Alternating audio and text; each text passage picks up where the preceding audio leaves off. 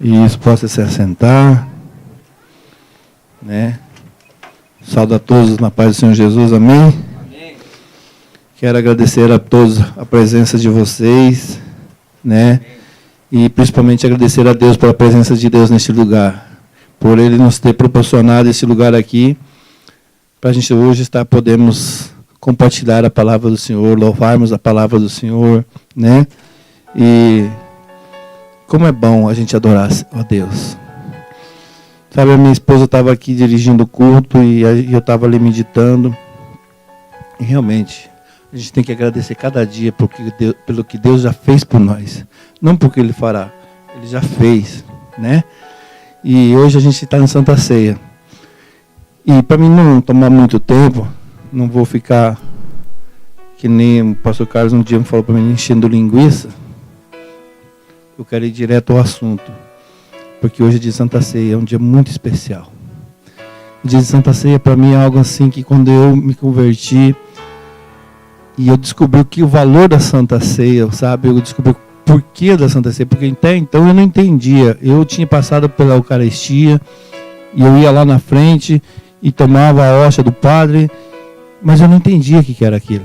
É porque todo mundo ia. E quando eu fui fazer a primeira Eucaristia para me poder casar com a minha esposa, eu era o único marmanjão no meio de todas aquelas criancinhas fazendo. Aí o bispo chegou em mim, ele cheio do tradicional dele, em nome do Pai, do Filho, e um tapinha na cara, né? Quando chegou na minha vez, eu pau! A igreja inteira deu risada, porque eu era o maior de todos, né? Mas eu não entendia tudo aquilo lá. Mas hoje eu entendo. Porque Jesus Cristo morreu na cruz do Calvário. E hoje a gente celebra, não é a morte, mas é a ressurreição de Jesus. Amém? Mas não é sobre a Santa Ceia que eu vou falar. Eu quero falar sobre andar na luz. A gente vai ler lá em 1 João capítulo 1. Eu tinha planejado, aqui falando enquanto vocês acham, sabe? Eu tinha planejado colocar um vídeo aqui. Não se escandalize. Mas eu não coloquei o vídeo porque eu fiquei pensando, poxa, vai ser um pouco chato, mas na verdade ele deveria ter colocado para ser chato mesmo. Eu ia colocar um vídeo sobre o carnaval. E aí? Eu queria que você me responda uma resposta agora. E se eu colocasse esse vídeo sobre o carnaval, o pessoal dançando, aquela furia toda, o que você iria pensar de mim? Seja sincero, o que você pensaria de mim? Não. Mas o que você pensaria de mim? Se tem algo a nos chamar a atenção. Amém, ainda bem que você pensaria assim. Mas o intuito vai ter uma mensagem, só que o intuito não seria essa. Na verdade, se a gente passa um vídeo, você poderia ter me acusar, poxa, mas o que é o presbítero está querendo fazer? Mostrar aquelas mulheres peladas dançando. O que está querendo mostrar? É doido? É pinel da cabeça? Está batendo com a cuca agora? Não, eu queria mostrar para vocês, porque muitas das vezes a gente se escandaliza do que a gente vê na igreja. Mas a gente não se escandaliza do que a gente vê dentro de casa. Sabe? A televisão hoje está sendo uma grande coisa para destruir os casamentos, destruir os lares, tirar você do tempo da sua leitura de Bíblia, tirar o momento de você dobrar seus joelhos e orar, tirar o momento de você conversar com sua esposa, com seu esposo, com seus filhos. É tanta novela, tanto filme, tanto programa besta. Que às vezes eu vejo os programas que a gente vai para os brasileiros, você vê passando na televisão e eu falo, que bobeira. Então você poderia se escandalizar eu passar aqui um vídeo assim. Você não se escandalizou porque você imaginou que eu ia usar isso, né?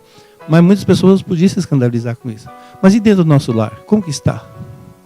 O que nós estamos vendo na internet, na televisão? Porque aqui dentro é uma coisa. Mas e lá?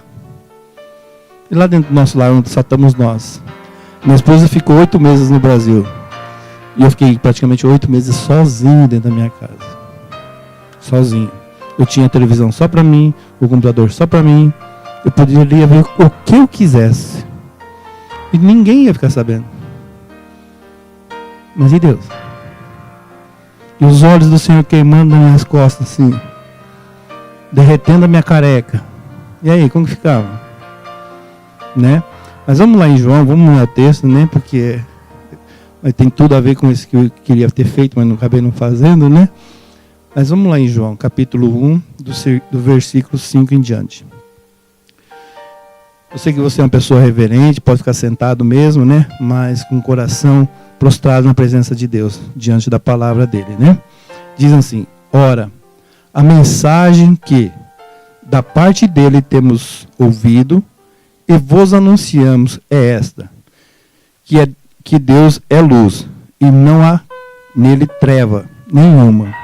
Se dissermos que mantemos comunhão com ele e andarmos nas trevas, mentimos e não praticamos a verdade. Se, porém, andarmos na luz, como ele está na luz, mantemos a comunhão uns com os outros. E o sangue de Jesus, seu Filho, nos purifica de todo o pecado. Se dissermos que não temos pecado nenhum, é 1 João capítulo 1, versículo 5 em diante. Se dissermos que não temos pecado nenhum, a nós mesmos nos enganamos, e a verdade não está em nós. Se confessarmos o nosso pecado, ele é fiel e justo para nos perdoar os pecados e nos purificar de toda injustiça. Se dissermos que não temos cometido pecado, fazemos-nos mentirosos, e a sua palavra não está em nós. Amém? E tudo isso tem a ver com o que eu queria ter passado, né? Presbítero, baixa um pouquinho para nós aqui, presbítero, está muito alto. Eu pedi para ele deixar tocando mais baixinho. Isso, baixinho. Isso, suave. Né? Como a neve. Aleluia. Eu não conheço a primeira vez que vocês vêm aqui, ou não, já vieram outras vezes? Primeira vez? Sejam bem-vindos, fiquem à vontade na casa do Senhor. Onde vocês forem, né? A casa de Deus sempre é a casa de vocês, amém? O nosso pastor não está presente, ele está viajando, né?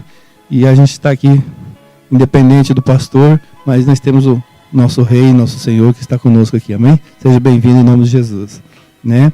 Então, o que eu quero passar para você é andarmos na luz. É como nós devemos andar na luz. Poxa, eu passasse coisa aqui, você se ficar indignado, se ficar chateado comigo, mas dentro do nosso lar, muitas vezes, a gente deixa tudo isso passar dentro da nossa casa. Eu era um cara, antes de me converter, eu adorava assistir carnaval, tudo que era coisas que perversas eu gostava. Mas do momento que eu deixei Deus entrar na minha vida, essas coisas, para mim, não teve mais valor. Só que muitas vezes a gente fala, poxa, mas eu sou santo, eu oro, eu leio a Bíblia lá de vez em quando. Poxa, não posso assistir uma novelinha? Só uma. Sabe, é interessante que só uma novela você assistir, ali tem pai que briga com filho, tem mulher que trai marido, tem homem que trai mulher, tem filho que bate na mãe. Eu vi um trecho de uma novelinha lá que postaram no Facebook, acho que foi não sei onde que postaram. Uma menininha, acho que devia ter uns 12 anos, tinha, lógico que é atriz tudo, mas chamando a mãe de galinha. Uma personagem onde milhares e milhares de pessoas estão assistindo. E o que nossas crianças vão aprender? E o que nossas crianças veem lá um homem beijando outro homem? Onde já se viu uma coisa dessa? Então, a gente tem que priorizar. E para nós andarmos na luz, a gente tem que tomar cuidado com o que a gente coloca dentro do nosso lar, né? Nem tudo é bem-vindo, né? Às vezes a gente fala, poxa, mas novelinha, no Japão passa as novelas, não tem tudo isso. Mas e o seu tempo? E o seu tempo? Não estou querendo proibir você de assistir televisão, veja bem. Eu só quero que você veja como você está. A pergunta seria assim, a principal pergunta. Realmente estamos andando na luz? Eu e você? Se eu estou aqui ministrando, eu não estou pregando para vocês, eu estou pregando para nós todos. Tá? Eu estou no meio. Então, será que realmente estamos andando na luz? Então, nós vamos ver se realmente estamos andando na luz. Porque quem está na luz não comete pecado sabendo que está pecando. Mas como assim? Tem vários tipos de pecado que a gente comete e a gente não... De repente é uma falha. De repente você não cometeu um erro sem saber. Mas tem alguns, eu tirei alguns aqui para que a gente possa estar meditando sobre eles, né? Que seria traição. né? Por que eu botei a traição? Porque foi uma coisa que eu fiz muito com a minha esposa. E quando eu me converti, quando Deus mostrou na minha vida o que eu tinha feito para ela e o que ela foi na minha vida até aquele momento, eu falei, eu sou um miserável. Eu sou um hipócrita. Não dei valor na mulher que todo dia lavou minha calça, lavou minha camisa, né? Todo dia fez ali minha comidinha. Eu fui um homem sem vergonha, porque eu traía minha esposa. Mas além de eu trair minha esposa, eu traía a confiança dos meus amigos muitas vezes. Sabe, muitas vezes o amigo confiava em mim em certas coisas, seus particulares, e eu não fechava. Eu soltava para os outros, ó, fulano apontou isso, fulano catou fulano lá. Aí depois o médico descobriu, o pau quebrava. É eu que tinha entregado ele. É traição. Não é só trair a mulher também, é trair às vezes aquilo que o homem compartilha com você. Às vezes, hoje você vem, como a gente cristão, de repente você precisa vir se abrir, colocar suas dificuldades, colocar suas necessidades, colocar sua falha para mim. E já pensou se eu chego em casa e conto para minha esposa, conto para não sei quem, conto para o pastor, conto para minha minhaca, e aí? Você nunca mais vai confiar em mim. A minha esposa, ela faz a escolinha de líder, não, é mulher única, né? Escolinha de líder. Aí esses dias eu estava falando, poxa, mas o que vocês tanto falam lá dentro? Ela falou, ó, não é pro seu bico. Ela não me conta. Eu falei, mas a única coisa que me intrometi, eu falei que elas estavam, né? Estavam preparando as coisas aí para fazer a festinha ali, tudo delas ali, né? Eu fui dar palpite. Não se meta aqui, você não tem nada a ver com isso. Não fala disso. Então ela não me conta o que acontece ali dentro. E tem que ser assim. Porque senão ela ia estar traindo vocês, mulheres que estão fazendo o curso com ela. Porque é um particular de vocês. Agora se a mãe Miaco pega, sai de lá e fala da vida da Cristiane, minha filha. Conta que a Cristiane, minha filha, falou isso, isso e isso lá. Poxa, minha Miaco perdeu a confiança dela. Ninguém mais vai confiar nela. Então é uma coisa que eles fecharam o grupo e ninguém vai saber o que eles estão comentando. Agora, se souber, é traição. Então traição não é só trair o esposo ou a esposa. É trair o amigo, o companheiro, o irmão. Não é verdade? Outra coisa que eu coloquei, mentira.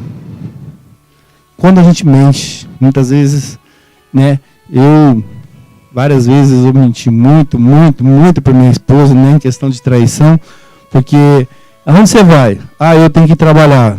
Que nada, eu ia para balada, eu ia para as festas, eu ia para casa da outra mulher, né? E assim a gente mentia, mas mentir não é só isso que eu quero. Eu falo simplesmente o que eu passei, mas tem certas coisas pequenininhas, é que nem aquela parte, uma vez eu vi um pastor falando, o telefone toca em casa, a esposa atende. A Luz atende. Alô? Luz, o Valente está aí? E o Valente lá no sofá. Não, o Valente não está. O que ela fez? Ela mentiu. Então, se ele não pode atender, eu falo, o Valente está, mas ele está descansando. Fala a verdade. Por que mentir? Só Valente, desculpa aí, só um exemplo, tá? Né? Mas às vezes as coisinhas pequenininhas que a gente mentir no nosso dia a dia complicam a nossa vida espiritual. Amém? Vamos para frente. Roubo. Aí você fala de roubo. Eu roubei muito, irmão. Nossa, como eu roubava, viu? Eu era terrível no Brasil. Não chegasse. Não. Aquelas coisinhas pequenininhas. Você chegava no mercado, pegava um chiclete e você era de boa. Você fumava. Aqui no Japão, não roubei praticamente, mas acabei roubando. Eu peguei a carteira de cigarro, estava lá. Eu peguei umas coisas. Só que a carteira de cigarro, enquanto eu fui pegar as outras coisas de lado, eu botei no bolso. Falei, depois eu tiro e pago. Só que eu paguei as coisas, não paguei a carteira de cigarro. Aí quando eu cheguei no caminhão, eu falei, puxa, não paguei o cigarro. Ah, mas não vou voltar lá, não. Estava do lado. É um roubo. Todo roubo, pequeno ou grande. Uma caixa de fósforo ou um banco é um roubo. Um roubo. Uma agulha é um roubo. A minha mãe, ela contou uma história para mim quando eu era mais jovem. Ela falou, Ita, lá em Toledo, no Paraná, existia um rapaz E esse rapaz, um dia ele chegou para casa da mãe dele com uma agulha. E a mãe dele falou: menino, onde você arrumou isso? Aí ele falou: não, mãe, eu peguei na casa da mulher, estava caindo no chão na cadeira e trouxe embora. Mas não faz mais isso. Mas não corrigiu o menino. Não bateu, não botou de castigo, não fez devolver. Ela não fez devolver, errou. E o menino, então, até aquele dia em diante, sempre chegava com uma coisinha diferente. E as coisinhas foram aumentando.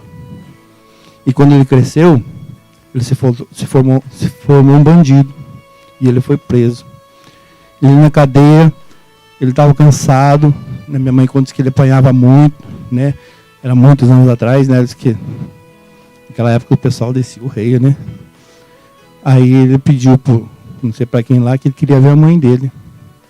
E trouxeram a mãe dele. Diz que foi quando ele chegou, encontrou a mãe dele, ele abraçou a mãe dele chorando e deu uma mordida nela aqui. E a mãe dela deu um grito, né? Nossa, que é isso, meu filho, né? Falou: mãe, isso é para você nunca esquecer de mim. Eu sei que eu vou morrer aqui dentro. Mas se aquele dia que eu roubei a primeira agulha, se eu tivesse me corrigido, eu não estaria aqui hoje. Então, roubo é roubo. Então, cuidado, sabe? Quando a gente rouba, quando nossos filhos pegam algo que não é deles, a gente tem que corrigir. Bater não é espancar, não. Bater é corrigir. Tem que saber, você não vai pegar uma taquara e bater nem com uma taquara. Tem um monte de varinha aí. A Bíblia fala corrigir seus filhos com uma varinha. A varinha, ela faz marca. Eu apanhei muito, eu sei. Dói. Mas faz marca, mas não quebra osso, não. A minha mãe, quando ela batia de cinta, de rabo de ferro, que tirava da tomada e do ferro que dobrava em dois e dava, dava aqueles vergão aqui, assim, que ficava meses. Mas não foi meu ladrão, não. Bem que eu roubei algumas coisas, mas a correção dela valeu a pena, né? Mas, e aí a gente fala, mas a gente ministrou aqui sobre dízimo. Dízimo também, quando a gente não dizima, o que a Bíblia fala? É roubar a Deus. Não é verdade?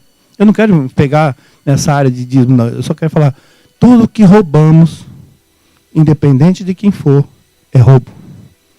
Se é de Deus, somos dízimo, a gente está roubando Deus. Se eu estou pegando alguma coisa da Luz, eu tenho liberdade hoje na casa da Luz, eu vou lá, ministro cela, vou lá, passo o dia com eles. Ela falou: a casa é sua, assim, eu entro, eu vou no banheiro, deito no sofá, visito a geladeira dela. Mas, já pensou se eu vou lá dentro, naquele banheiro chique dela, cheio de ancorazinha, lá cato uma ancorazinha, põe no bolso e vou embora? Sou ladrão. Então, a gente tem que tomar cuidado com o que a gente faz e com o que a gente pega. Até no trabalho, sabia? Até no trabalho a gente pode, às vezes, querendo ou não, né? Que nem eu trabalhava no Brasil com puxar carga de frango, né? E a gente ia no galinheiro lá e a gente catava os frangos, botava na caixinha, botava isso no caminhão e ia levar para a cooperativa. Só que os franguinhos que não vingavam, ficavam aqueles pintinhos pequenininhos, aqueles franguinhos que não vingavam, eu pegava e jogava dentro da cabine do caminhão. Porque eles iam matar mesmo, né? Porque não vingou, eles matam. Vai tudo para incineração. Vira, como fala? Não é quirela, vira ração. Aí eu pegava os pequenininhos e levava para casa. E botava o bichinho debaixo da luz, dava de comer, dava água, o bichinho criava, mãe. Meus filhos, eu comia frango até não ganhar mais, né? Mas era roubo, eu não pedia. Não é verdade? Então a gente tem que tomar cuidado. Às vezes no trabalho a gente pega coisa que não é nossa. Amém? Então quem está na luz não comete essas coisas. Mas uma outra coisa também interessante, que nem a gente leu em 1 João, no capítulo 1, no versículo 7, diz assim: se porém andarmos na luz, e como ele está na luz, mantemos comunhão um com os outros. E o sangue de Jesus, seu Filho, nos purifica de todo o pecado. Quem está na luz não tem inimizade com o seu próximo.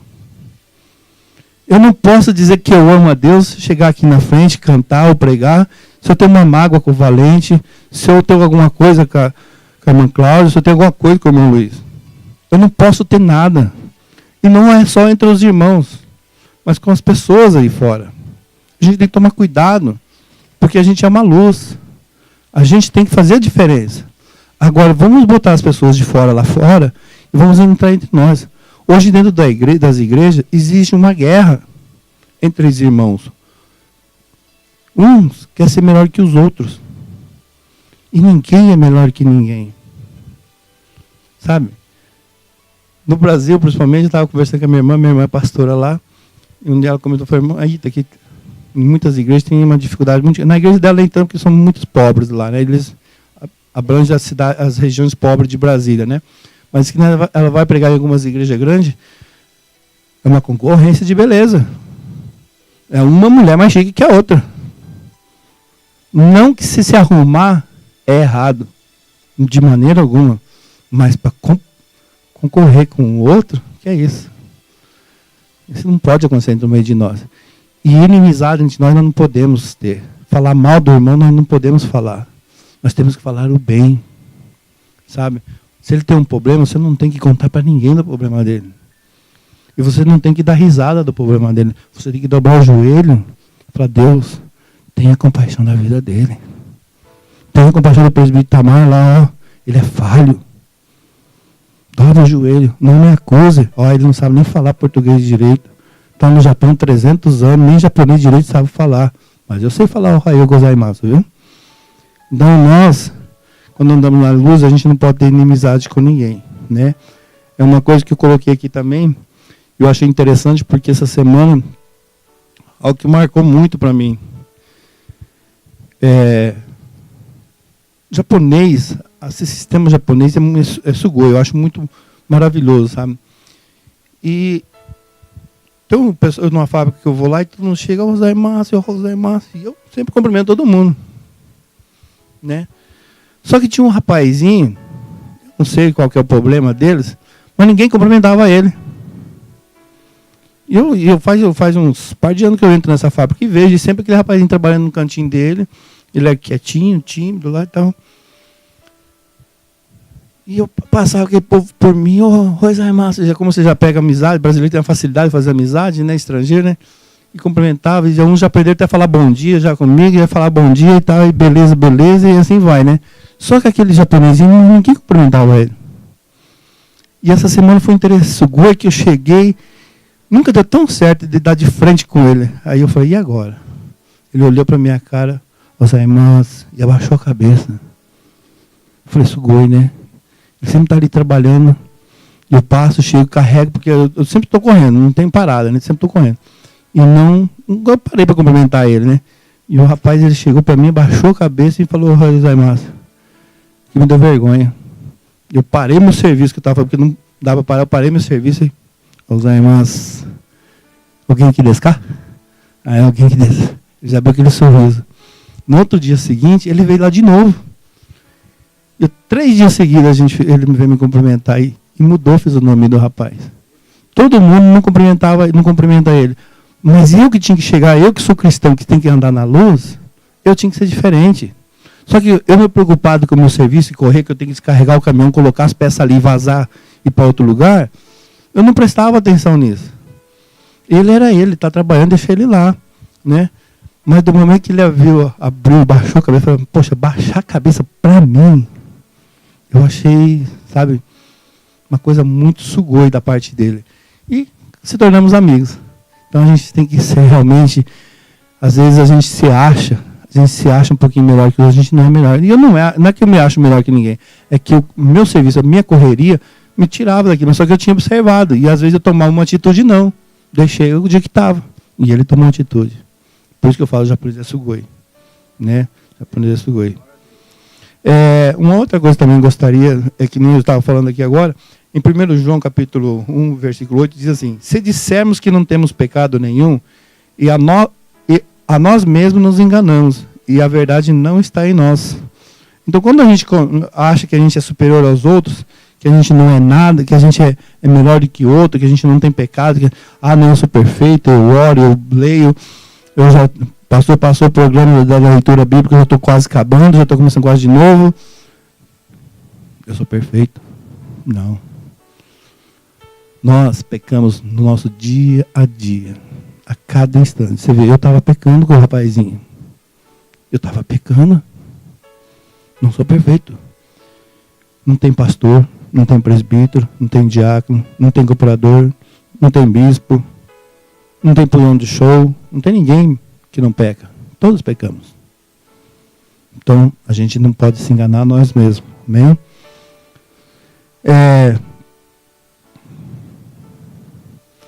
E no versículo 9 diz assim, se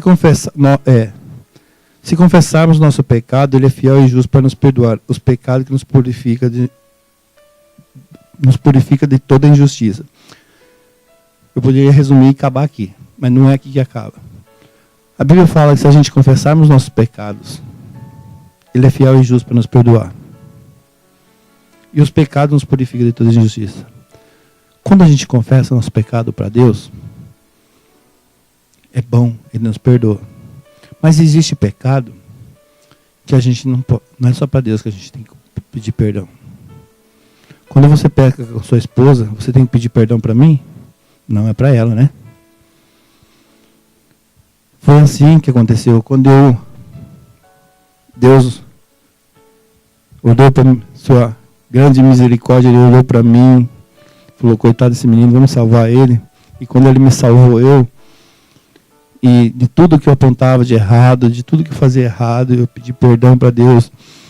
E aí Deus foi trabalhando aos poucos comigo, passou 1 mês, 2 meses, 1 ano, e Deus foi trabalhando. De uma certa época, Deus começou a ministrar no meu coração que eu tinha que confessar os meus pecados. Eu tinha que contar meus pecados para minha esposa, que eu tinha feito com ela. Aí eu falei, deixa quieto, né? Aí eu chegava, aí Deus foi, mas Deus, Ele sabe como trabalhar. Porque Deus, Ele não trabalha de uma forma que nem uma magia. Deus, Ele vai trabalhando nosso caráter, Ele vai trabalhando nosso coração. E aí um belo dia eu chego em casa e a minha esposa fala, Ita, hoje Deus me trouxe à memória uma mulher e eu fui orar por ela. Senti muita alegria por ela. Eu falei, oh meu Deus do céu, sorri, dei risada, falei, beleza. E eu fui pro banheiro e falei, oh meu Deus, o que você estava querendo mostrar? Essa mulher, eu tive um caso com ela. E assim foi a semana toda, 2 semanas, e foi sempre todo dia Deus mostrando uma mulher para ela. E um dia eu não aguentei. Eu tive que chegar nela, meu irmão, deitado na cama, e falar, amor, apaguei a luz, né? Lógico, não sou bobo. Você me perdoa? Do quê? Não, então, desde aquele dia que você falou dessa mulher até hoje dessa mulher, com todas elas eu me deitei. Você me perdoa? Com a luz apagada. Esperta também, né? Ela estava de lado. Quando ela tentou virar, eu segurei, não deixei ela virar, não. Ela doido, vou apanhar. 1,45 m batendo em mim. Aí, você perdoa eu? Eu precisava confessar meu pecado. Por isso que eu falo, tem pecado, a gente tem que botar para fora. Tem pecado que a gente não pode guardar no nosso coração, porque você se prende. A minha vida estava presa. A minha vida eu não podia deitar. Depois daquele dia que Deus começou a mostrar para minha esposa, a mulher que eu tinha me deitado com ela, eu não conseguia ter um relacionamento com ela bom, tranquilo. Eu ficava com aquilo me prendendo, me machucando. Quando eu tinha ela nos meus braços, eu falava, poxa, como eu fui sem vergonha, como eu fui ingrato de fazer o que eu fiz com ela. Né? Então me prendia. Aí no momento que eu peço para ela perdão, e ela se calou. Ela tirou meu braço assim, acendeu a luz. Nós não tinha cama, nós dormíamos no chão. Acendeu a luz, chorando, ela olhou nos meus olhos e falou, eu te perdoo. Ah, nossa, aquilo foi um tapa na cara, sabe? Mas era necessário. Era necessário para mim. Ela não sabia. Eu podia morrer para o túmulo sem ela saber. Ela provavelmente não ia saber nunca. A não ser que elas viessem e contassem para ela. Mas eu tive que estava preso. Eu estava morrendo por dentro, porque a partir daquele momento que Deus estava falando para me falar e eu não falava, eu fui me prendendo, Deus começou a mostrar a ela. E Deus começou a me incomodar aqui. Não sei se vocês já viram no YouTube, alguma coisa, eles têm uma mensagem, né? Eles botam um coração, que o cara fura um coração, aí vai tirando pedacinho por pedacinho, né? Os machucados, né? Tem um vídeo assim, não sei agora não me lembro direitinho como que é.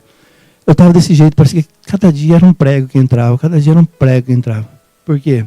Aqui estava machucando demais, gente, doía demais. Mas do momento que eu confessei para ela, que tudo mudou. Nada nunca mais me impediu. E eu fui livre. Né? Por quê? Em 1 João, capítulo 3, do 4, capítulo 3, versículo 4, diz assim: todo aquele que pratica o pecado também transgride a lei, porque o pecado é transgressão de lei. E no versículo 8 diz assim: aquele que pratica o pecado procede do diabo, porque o diabo vive pecando desde o princípio. Para isso se manifestou o Filho de Deus para destruir a obra do diabo. Então quer dizer o quê? Por isso que eu falo, tem pecado que você faz consciente. Você faz sabendo. Se você mente, você sabe que é errado. Se você rouba, você sabe que roubar é errado. Não é verdade? Se você traz sabendo que é errado. E quem faz isso é o diabo. E eu não sou filho dele, não. Eu não sou filho dele, não. E nem você. Mas eu quero dar uma boa notícia para você para concluir. Sabe? Algo importante que às vezes a gente se esquece, nós às vezes passa despercebido, é que muitas vezes a gente esquece do infinito amor de Deus pela nossa vida. Sabe que se Deus não tivesse um infinito amor de Deus por mim, o que seria de mim se a minha esposa não me perdoasse? Será que eu estaria aqui hoje? Acredito eu que não, né? Mas o amor de Deus é grande. É maravilhoso o amor de Deus. E Ele deu uma chance para mim e para você. No mesmo livro de 1 João, capítulo 2, versículo 1, diz assim: filhinhos meus, estas coisas vos escrevo, para que não pequeis. Se todavia alguém pecar, temos um advogado junto ao Pai, Jesus Cristo, o justo. O justo. É o único que é justo. Eu e você não somos justos. Mas o justo. Para quem já precisou de um advogado, sabe o que é um advogado. Você sabe por que é o trabalho do advogado? É defender o seu cliente. O serviço do advogado é ele tomar o lugar do cliente dele e defender ele de toda a força. E Jesus Cristo, aquele é o meu advogado. E qual que ele tem a defesa para mim? Falar assim: eu paguei o preço pelo pecado dele. Eu paguei o preço pelo seu pecado, pelo seu pecado, pelo seu pecado, pelo seu pecado. Com um preço muito caro. E foi na cruz. Então, nosso advogado é advogado de todos os advogados. E eu quero dizer para você, se você cometeu pecado, se você traiu, se você mente, se você rouba, se você não tem comunhão com o seu irmão, se você tem mágoa com o seu irmão, hoje é dia de Santa Ceia. É dia de se corrigir. É dia de chegar diante de Deus, junto com o advogado Jesus Cristo, e falar: Deus, me perdoa. Eu errei. Eu cometi pecado. Se você precisa confessar com seu irmão, ou com sua irmã, com seu cônjuge, não deixa passar para amanhã, não. É hoje. É o momento, é agora. A gente precisa se consertar. Para quê? Para que eu e você crescemos em Cristo Jesus. Quando eu fui de tudo isso que eu falei, de tudo isso que eu contei para vocês, do momento que Deus começou a trabalhar na minha vida, e eu comecei a deixar, porque Deus, que nem eu falei, Ele não é mágico. Ele trabalha no homem, na mulher, Ele trabalha no caráter. Ele faz você reconhecer, para que você venha procurar querer as atitudes, mudar as suas atitudes. Porque seria muito fácil ele fazer pim, pim, pim, mudou. Não, não é assim que funciona. Não vai ser assim, nunca será assim. Ele sempre vai trabalhar. E toda vez que Deus trazia uma mensagem no púlpito, toda vez que eu escutava um louvor, e aquele louvor às vezes falava comigo, eu falava: Deus, muda a minha vida. É por isso que hoje eu estou aqui. Por isso que hoje eu ergo meus braços a Deus e agradeço a Deus por ter uma esposa, uns filhos maravilhosos que eu tenho meus netos, e ter uma esposa que ora por mim constantemente. Né? Então, hoje é dia. Eu queria que, para a gente, encerrar aqui. Você fecha a sua Bíblia. Vamos aumentar um pouquinho o som aqui que eu coloquei aqui para ele, né? Eu não sei como que aumenta aqui, senão eu aumentaria. E eu queria que você fechasse seus olhos.